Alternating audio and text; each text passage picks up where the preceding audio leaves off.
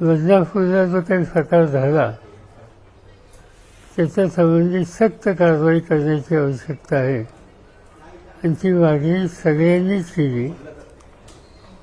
राज्य सरकारने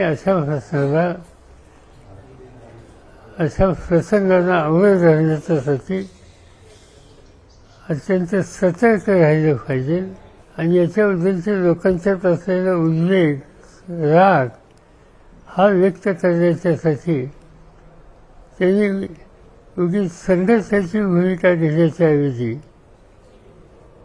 एक दिवसाचा बंद करून आणि तो बंद अत्यंत शांततेनं पार पाडून त्याच्यातून जनभावना व्यक्त करण्याची काळजी घ्यावी.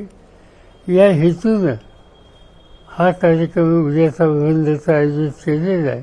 तो बंद अत्यंत शांततेनं व्हावा